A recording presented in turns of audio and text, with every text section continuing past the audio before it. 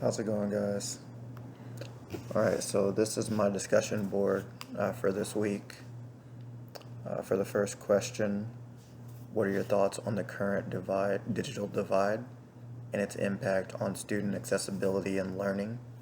What can be done, if anything, to bridge this gap? What responsibilities do schools or communities have to ensure to technology or resources, if at all?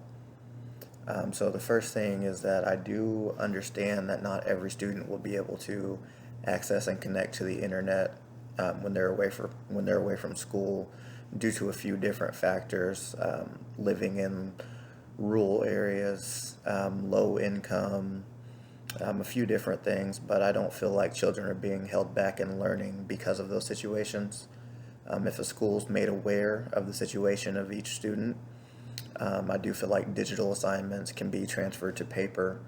An example of this is AMI packets. When the kids are out of school, I heard quite a few teachers ask if they have access to the internet, and if they don't, then we do print off AMI packets. That way they are able to get their assignments done on days that we have inclement weather.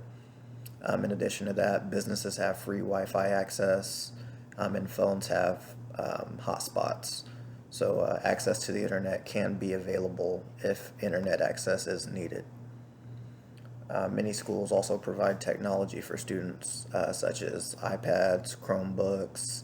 What I would like to see is the same technology with some added features, similar to, we'll say, built-in modems, so it can ensure that those kids do have internet access, but also collaborating with your community, which could also be beneficial for ensuring that the kids have access to the technology.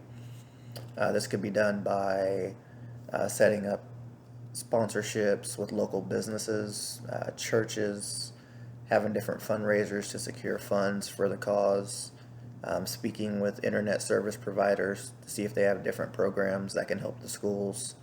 There's quite a few different people that have connections with the school, and I'm sure they would be willing to help if approached. In addition to that, there could be more Wi-Fi access spots.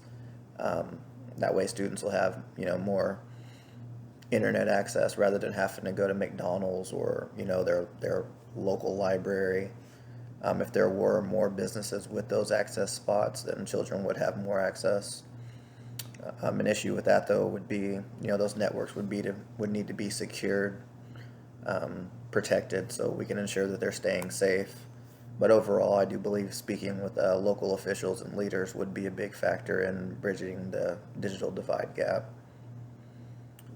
The question I chose for 5 ways the pandemic improved equity for students. Name some of the important gaps that were narrowed during the COVID-19 pandemic. What inequities in technology still exist in your school or district? Imagine you're a teacher in a school or district. What steps would you take in beginning to improve in these areas? Some of the inequities in technology that still exist in my school district are lack of training, language barriers, and funding. Due to the shortage of teachers, many of the substitutes show up to our building and they're not really comfortable with using different technologies. An example of this is I had to walk a teacher through how to use an overhead projector the other day, and the first step of that, in addition to that, logging into the teacher's computer so she could take attendance. I feel like due to funding issues, I don't see a lot of new technology or devices introduced to the school.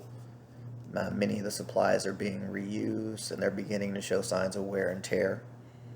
Lastly, there's quite a few families within my school district who do not speak English as a first language.